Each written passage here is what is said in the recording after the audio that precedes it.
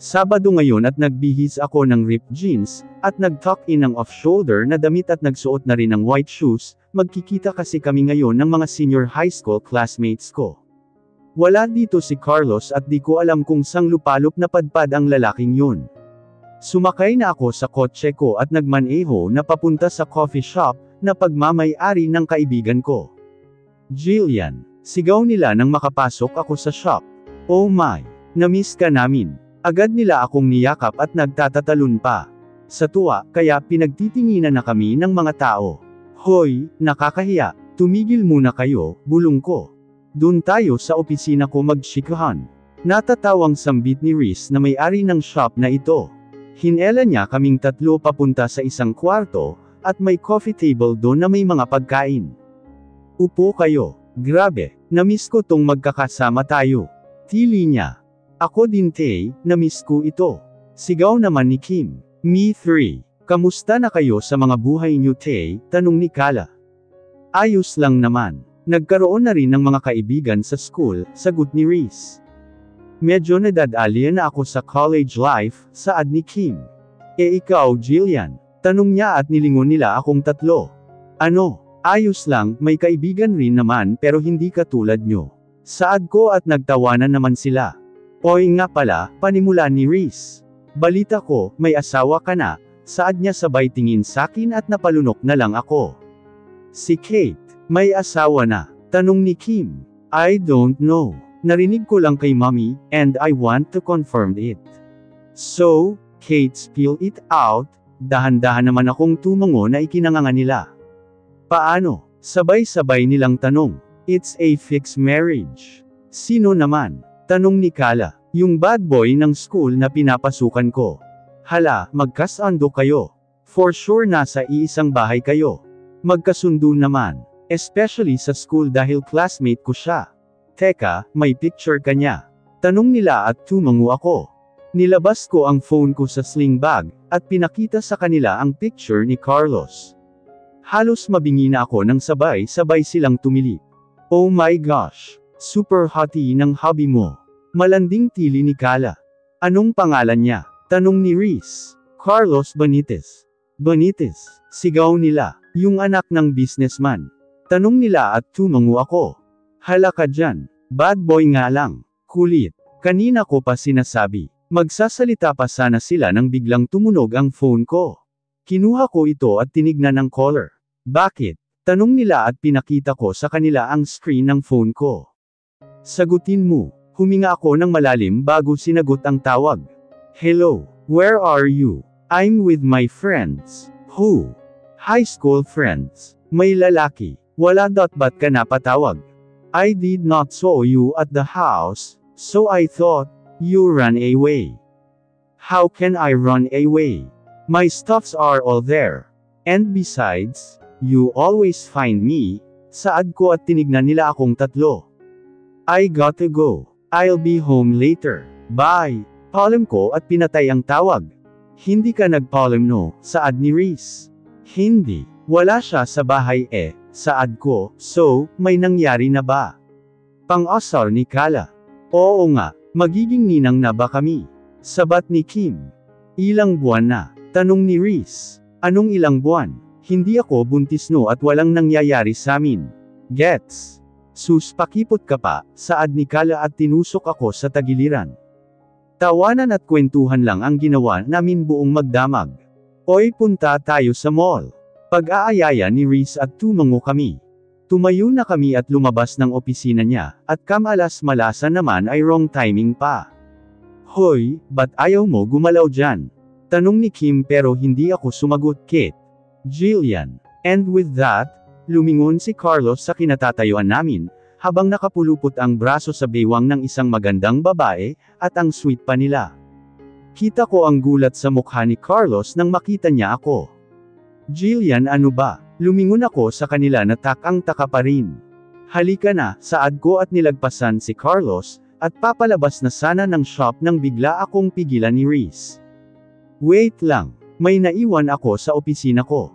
Saglit lang kukunin ko lang. Can we wait in the car na lang? Tanong ko. Promise, mabilis lang ta. Saad niya. Wala akong nagawa kundi tumayo dun. Huy, ba't nag-iba yang aura mo dyan? Para kang nakakita ng di kaaya-aya saad ni Kala. Manahimik ka. Nasaan si Kim? Tanong ko. Nandun kasama si Reese. Tumango lang ako at nakatingin kila Carlos na nakatalikod mula samin, at nakaharap sa cashier. Based on the girl's look, parang kinuha siya ni Carlos mula sa bar. You can't blame me. Yung suot niya ay tube na crop top pero walang straps at kita na ang tiyan. Yung pang-ibaba niya ay kapag yumuko kita na yung pisngi ng puwet niya dahil saksakan ng iksi ang shorts niya. Habang ito naman si Carlos ay nakapulupot ang kamay sa bewang ng babae. Kumukulo ang dugo ko Halika na, saad ni Reese habang papalapit samin. Kayo nang bahala dito bilin niya sa mga staffs. Yes po ma'am, tumango si Reese at palabas na kami, pero nilingon ko muna si Carlos at nakatingin na siya sakin. Agad akong dumiretso ng tingin, at tuluyan ng lumabas ng shop. Carlos POV. Matapos akong babaan ng tawag ni Jillian, ay nag-ring ulit ang phone ko. Bunch. Agad kong nailayo ang phone sa tenga ko nang sumigaw itong babaeng to. Pwede ba? Huwag kang sumigaw dyan, hindi ako bingi. Inis kong saad. Wow, sanggit naman ng honey bunch ko. Kita tayo. Papalamigin ko yang ulo mo. Whatever, saad ko at pinatay ang tawag. She is Audrey, one of my toys. I'm a playboy and Jillian doesn't know about this. Nagkita kami ni Audrey sa isang coffee shop, at sobrang iksi ng damit niya. Kulang na lang ay makita ang katawan niya. If my baby Jillian wear this kind of clothes, I swear I would remove all of the eyes who dare to look at my girl. Nang makita niya ako ay kaagad niya akong niyakap. I can smell her perfume, but I want Jillian smell better. Let's go. Saad niya at hinela ako papasok. Habang nakapila kami sa counter, ay ramdam kong maraming nakatingin sa likod ni Audrey, kaya pinulupot ko ang braso ko sa bewang niya. Habang nag-order kami ay hinayaan ko lang siya ang magsalita. I know this will cost on me. Jillian. Agad akong napalingon ng bigla kung narinig ang pangalan niya. And there she was, standing not so far from where I am, and she looked so shocked of what she have seen. Tatanggalin ko sana ang kamay ko sa bewang ni Audrey, pero bigla niya itong hinawakan kaya wala akong nagawa. Jillian, ano ba? Tanong ng isang babae at nilingon siya ni Jillian. Halika na, saad ni Jillian at umiwas siya ng tingin, tsaka nilagpasan ako.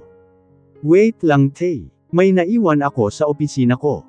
Saglit lang kukunin ko lang, rinig kong saad ng kaibigan niya. Can we wait in the car na lang? Medyo iritadong tanong niya. Promise, mabilis lang to. Narinig ko naman na tumakbo ang babae pabalik. Habang nakatalikod ako mula sa kanila, ay narinig ko silang nag-uusap. Huy, ba't nag-iba yang aura mo dyan? Para kang nakakita ng di kaaya-aya Manahimik ka. Nasaan si Kim? Sagot ni Jillian. Nandun kasama si Reese, saad nung babae at nanahimik na sila. Ramdam kong nakatingin samin si Jillian pero nanahimik lang ako. Halika na. Sigaw nung babae kanina, at rinig ko ang paglalakad nila papunta sa pinto. Kayo nang bahala dito utos nung babae. Yes po ma'am, so siya ang may-ari nito. Narinig ko ang pagbukas ng pinto, kaya nilingon ko siya at saktong lumingon din siya, kaya nagkatinginan kami pero agad din niyang diniretso ang tingin niya, at tuluyan ng lumabas. Jillian POV. 8:30 PM na nang nakarating ako sa bahay, at halos sabay lang kami ni Carlos dahil paglabas ko ng kotse, ay siya naman itong dumating. Lumabas ako ng kotse at nginisihan ako, pero sinaman ko lang siya ng tingin, at pumasok na ng bahay. Baby, tawag niya at hinawakan ang braso ko. What? Tanong ko pero di ko siya nilingon. What's with that look earlier? Parang kakain ka na ng tao pang-asar niya pero hindi ako natawa. So you're a playboy? Saad ko at nilingon siya.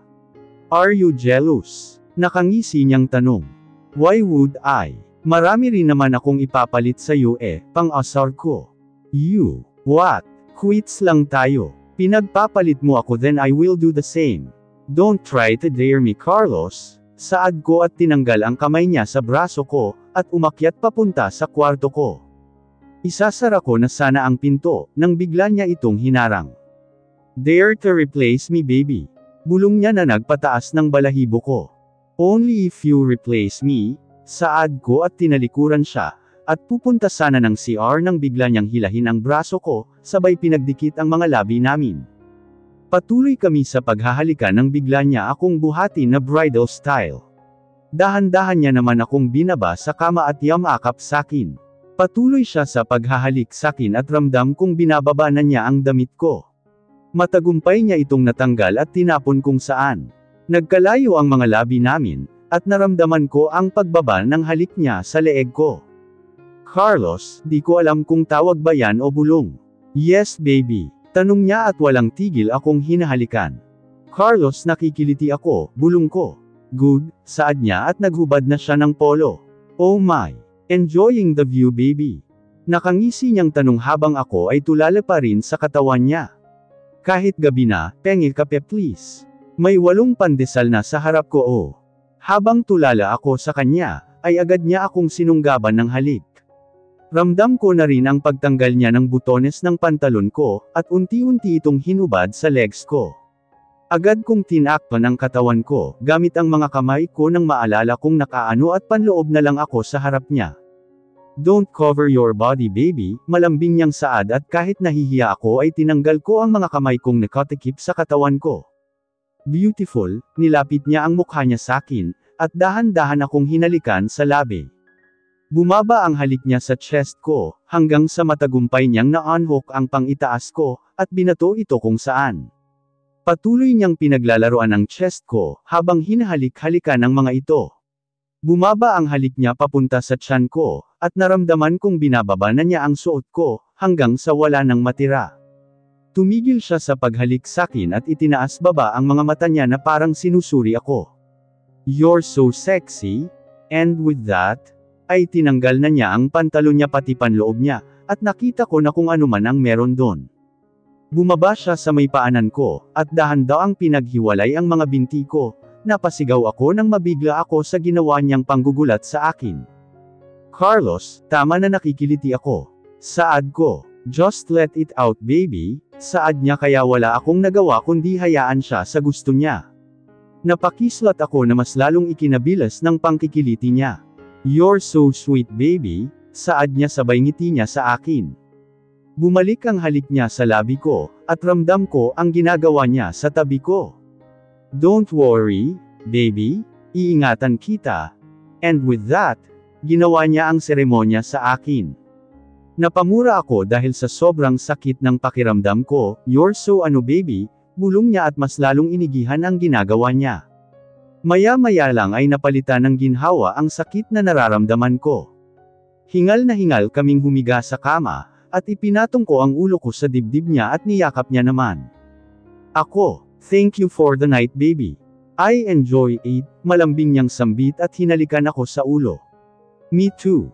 Jillian POV. Nagising ako na wala si Carlos sa tabi ko.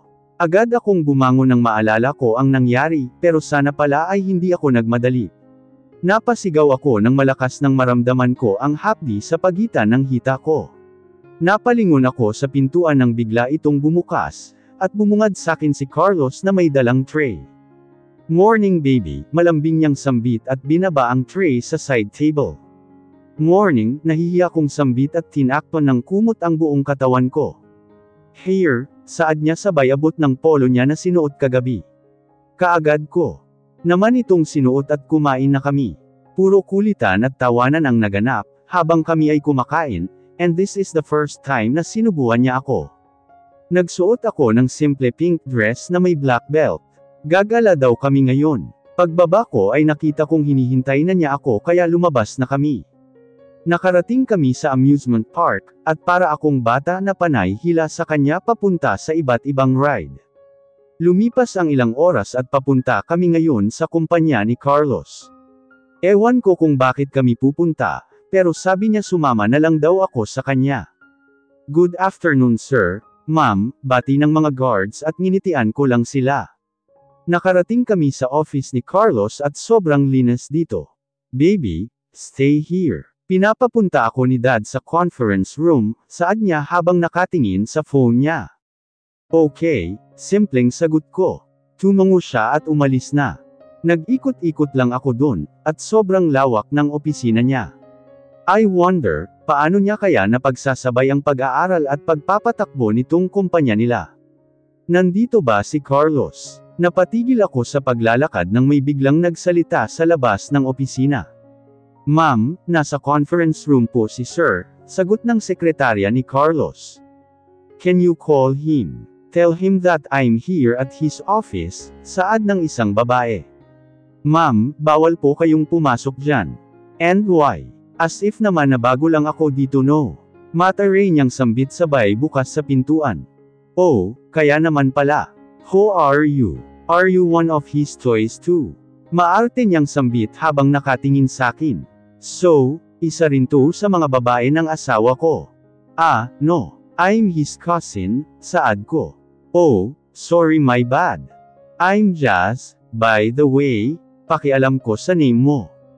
I'm Jillian. Kano-ano ka ni Inson? I'm his girlfriend, nakangiti niyang saad. Lou. Oh, I see. Saad ko at biglang bumukas ang pinto, at bumungad samin si Carlos. Babe. Sigaw ng Marting to at niyakap si Carlos. Gulat akong tinignan ni Carlos pero nginitian ko lang siya. I miss you so much babe.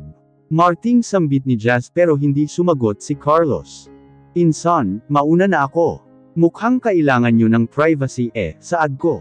Bye Jazz, saad ko at lumapit sa kanila. Bye future pinsan. What the fudge? Pasakay na sana ako ng elevator nang may biglang humawak sa braso ko. Baby mo mukha mo. Magpakasaya kayo, saad ko at inalis ang kamay niya sa braso ko, at sumakay na ng elevator. Habang nakasakay ako sa elevator, ay di ko mapigilan ang pagtulo ng luha ko. Hiha, why are you crying? Agad akong napaangat ng ulo nang may biglang nagsalita. Hala, di ko na malayang nakarating na ako sa ground floor, at bukas na ang pinto ng elevator at ang mas malala ay kaharap ko ang mommy ni Carlos. Wala po ito ma'am. Mauna na po ako, saad ko at nilagpasan siya. Carlos POV. What are you doing here Jazz? Galit kong sigaw sa babaeng to. What? Are you not happy that I'm here? Maarte niyang sambit. No. Get out. Utos ko sabay turo sa pinto. Wow. Why are you being like that? Bakit, nakahanap ka na ba ng bagong laruan, at tinatapon mo na ako? I said get out. Fine. Jeez, ikaw na nga tong dinadalaw, ikaw pa itong galit, saad niya at papalabas na sana, nang si mom naman ang dumating.